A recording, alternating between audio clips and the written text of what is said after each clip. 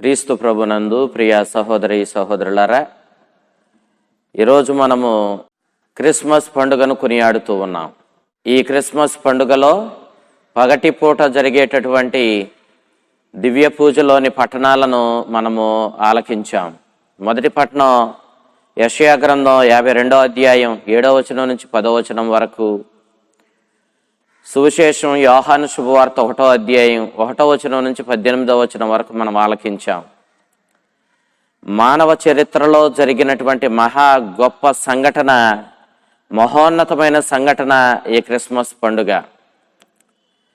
ఈ క్రిస్మస్ పండుగలో మనము దేవుడు మానవుడిగా మన మధ్యకు వచ్చినటువంటి ఈ పండుగను ఘనంగా కొనియాడుతూ ఉన్నాము. ఈ క్రీస్తుని యొక్క ఈ జననం చరిత్రను రెండుగా విభజించింది. క్రీస్తు పూర్వం, క్రీస్తు శకమని రెండు భాగాలుగా చరిత్రను యావత్తును కూడా మార్చివేసింది. చరిత్రలోని అన్ని రోజులకు మహా విలువ తెచ్చినటువంటి రోజు ఈ క్రిస్మస్ పండుగ. దేవుడు స్వయంగా తానే శుభవార్తను అందించడానికి ఈ లోకానికి వచ్చాడు. ఎవరినో ఒకరిని పంపించడం కాదు, స్వయంగా దేవుడే మన మధ్యకు వచ్చాడు. తన సందేశాన్ని మనకు వెల్లడి చేశాడు. రాజరికాన్ని, అధికారాన్ని కలిగినటువంటి ఆయన రాజవంశంలో గొప్ప దర్పంతో, రాజవైభవంతో, రాజకుటుంబంలో జన్మించి ఉండవచ్చు. కానీ ఆయన తనను తాను తగ్గించుకొని ఈ లోకంలో మానవుల మధ్య మానవుడిగా జన్మించాడు.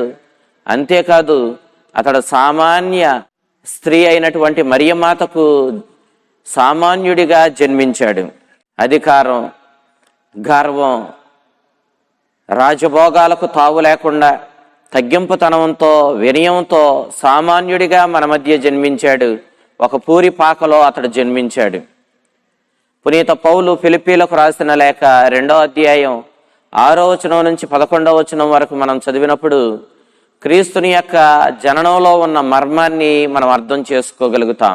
ఆ విధంగా క్రీస్తు తనను తాను తగ్గించుకొని సేవక రూపాన్ని దాల్చి మానవుల మధ్య మానవుడిగా సేవ చేయడానికే జన్మించాడు అని పౌలు గారు మనకు చెప్పినప్పుడు ఆ సందేశంలో ఉన్నటువంటి అర్థాన్ని మనం గ్రహించగలుగుతాం.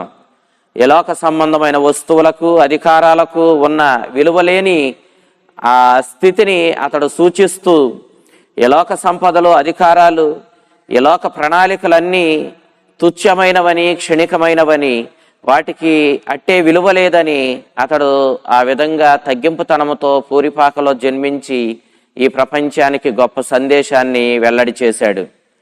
మనం వాటిని కొన్నాళ్ళు అనుభవించగలుగుతాం.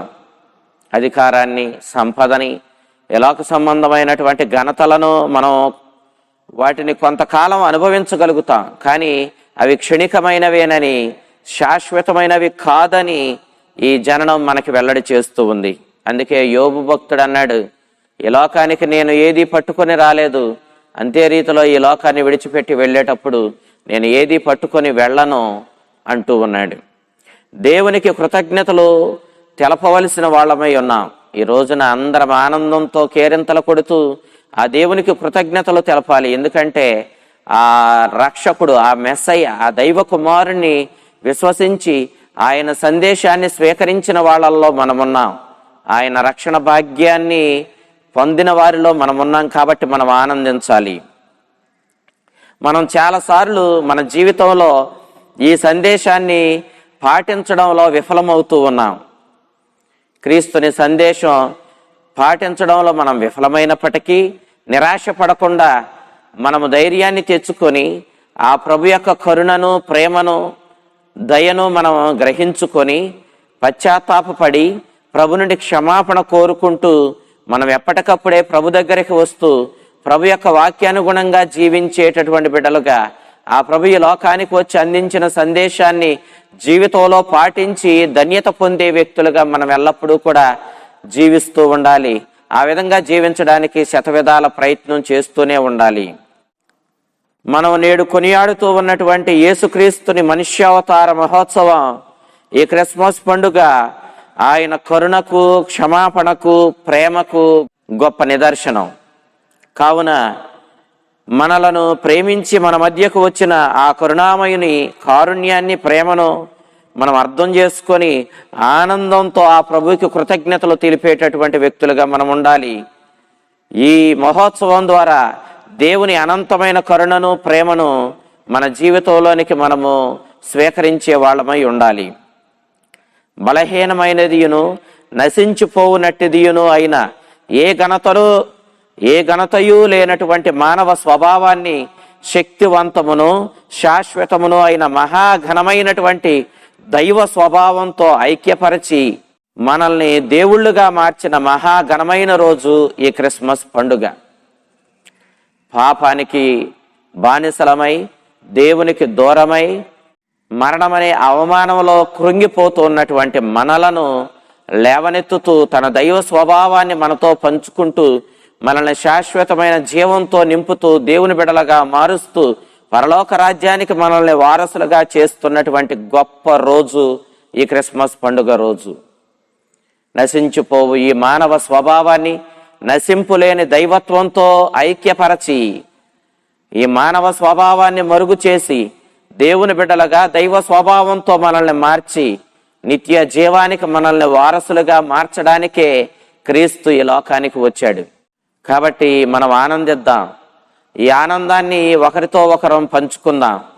ప్రియ దేవుని బిడ్డలారా, నేటి మొదటి పట్టణాన్ని మనం చూసినప్పుడు యెషయా ప్రవక్త ఇశ్రాయేలు ప్రజలను ఉద్దేశించి మాట్లాడుతూ ఉన్నాడు. బాబిలోనియా ప్రవాసంలో మ్రగ్గిపోయి ఆ బానిస బ్రతుకులు ఏడుస్తూ ఉన్నటువంటి, ఆ దయనీయమైనటువంటి చీకటి బ్రతుకుల్లో ఉన్నటువంటి ఇశ్రాయేలులను ఓదారుస్తూ, మీకు మంచి రోజులు వచ్చాయి, మీ బానిసం ముగిసిపోయింది, మీరు సొంత దేశానికి తిరిగి వెళతారు, ఆ పవిత్రపరచబడినటువంటి యెరూషలేమునకు మీరు తిరిగి వెళ్ళి అక్కడ ఆనందంగా జీవిస్తారు.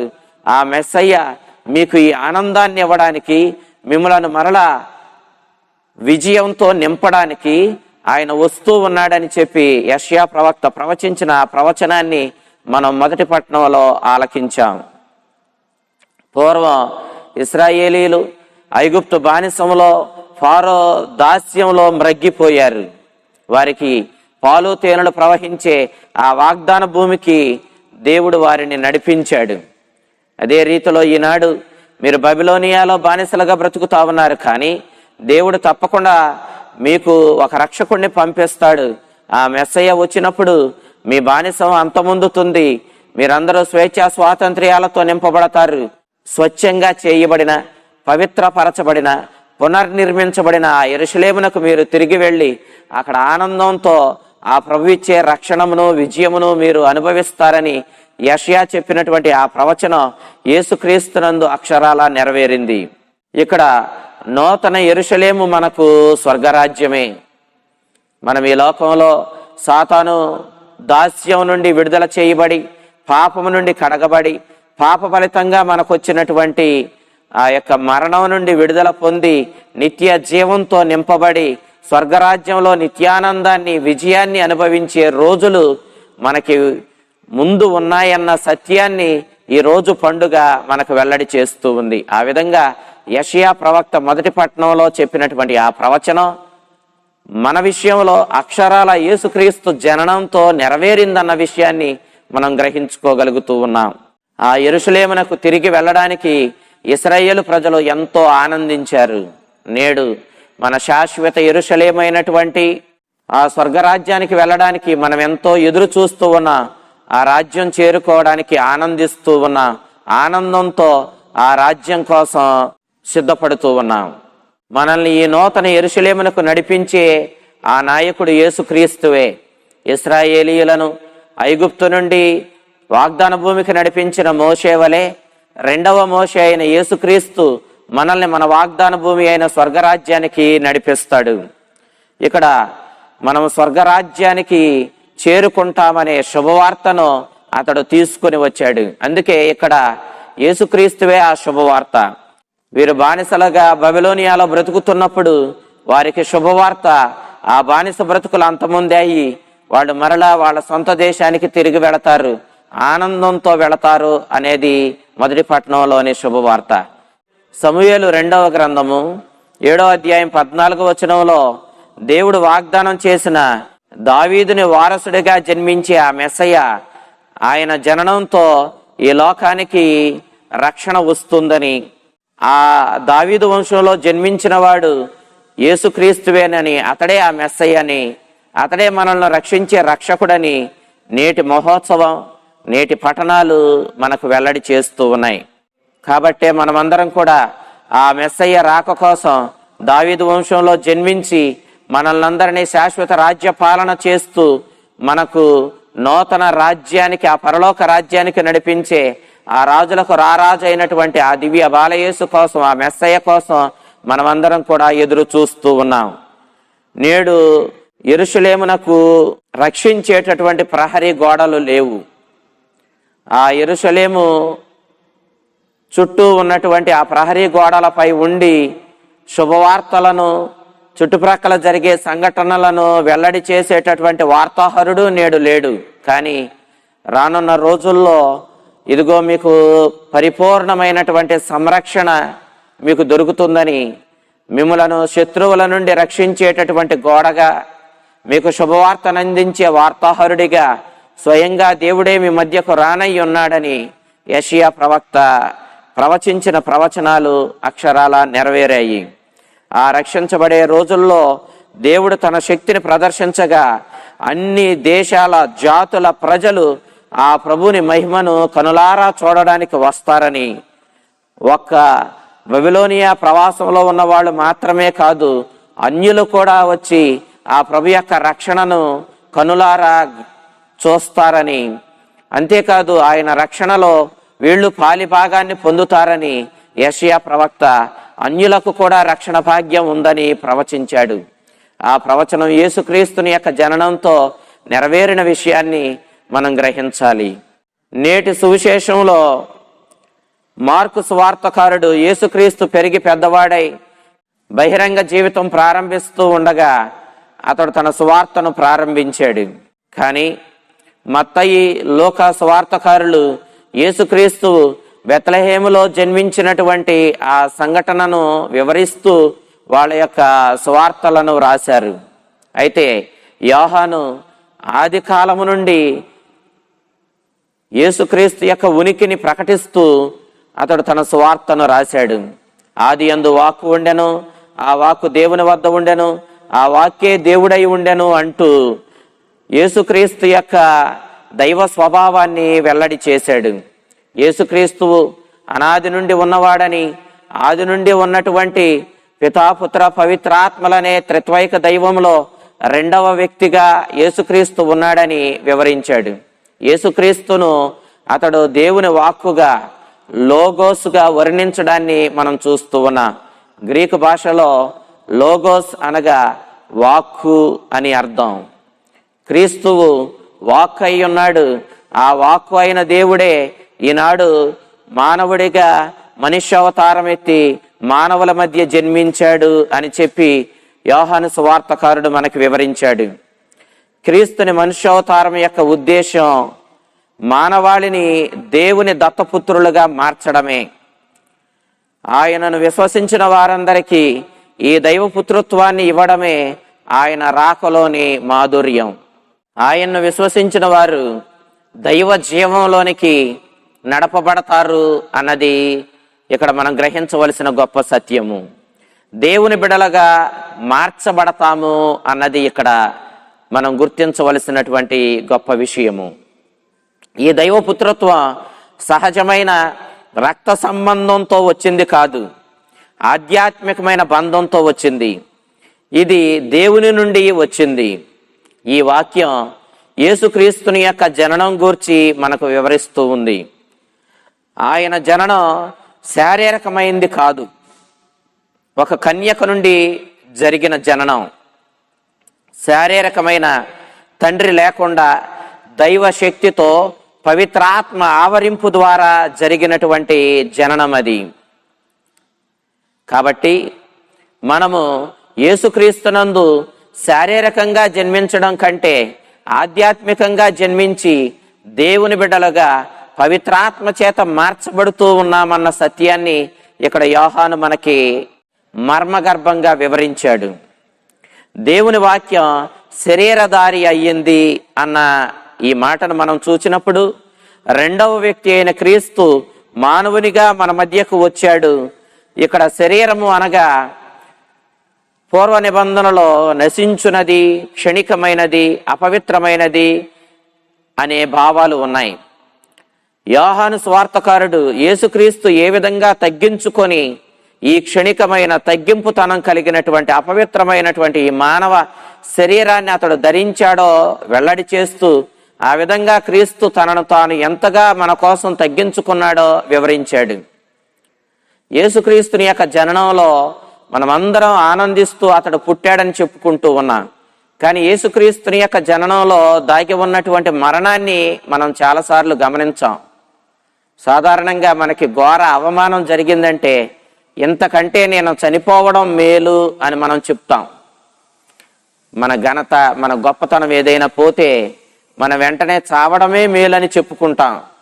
కానీ ప్రియ దేవుని బిడ్డలారా, మరి మహిమైశ్వర్యంతో స్వర్గంలో దేవదూతలతో నిత్యము స్తుతులందుకునే ఏ లోటు లేనటువంటి స్వర్గమండలం నుండి సమస్తాన్ని వదులుకొని తుచ్చమైన క్షణికమైన మానవ శరీరాన్ని ధరించి కాలమే లేనివాడు కాలంలో ప్రవేశించాడు. యేసుక్రీస్తు మానవుడిగా జన్మించడం ద్వారా తనను తాను ఎంతగా తగ్గించుకున్నాడో మనం గ్రహించాలి. అప్పుడు యేసుక్రీస్తుని యొక్క జననంలో దాగి ఉన్నటువంటి మరణాన్ని కూడా మనం గమనించాలి. మరి యేసుక్రీస్తు నిజానికి జన్మించిన అతడు మన కోసం ఒక విధంగా మరణాన్నే చవిచూచాడు.